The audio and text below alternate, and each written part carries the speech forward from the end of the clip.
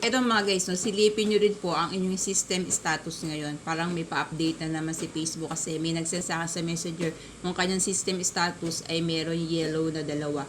Kaya ako ay na-conscious din kaya tinignan ko din po ngayon yung ating system status. At same kami ngayon. Dalawang naka-green at dalawang naka-yellow. Kaya silipin nyo rin po yung system status. Dito po tayo sa ating about na yan. Click nyo po yan.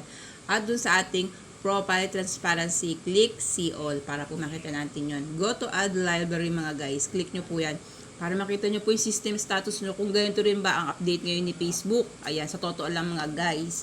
Ayan, kitang-kita na yung system status. May yellow. Yan. Ibig sabihin talagang meron tayong violation. Ano kaya? Pero sa totoo lang guys, wala pong violation ngayon yung aking account.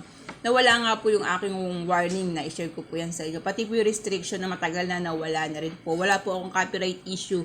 As in totally malinis nga yung account ko. Pero hindi pa rin po ako nare-recommend yung aking proper recommendation. Pero bakit ako may ganito? Kung kailan malinis na malinis po yung account ko, tsaka naman nagkaganyan.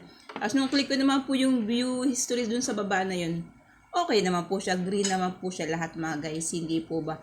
Ano po ba talaga ang nangyayari ngayon sa ating system status mga guys? Kaya silipin nyo rin po ang inyong system status mga guys. Baka ganyan rin po ang update sa inyo ni Facebook. Kaya po, dalawa na po yung nag-send sa akin sa Messenger na parehas. Pangatlo na po ako nakita ko na ganito ang system status natin mga guys. Silipin nyo rin po.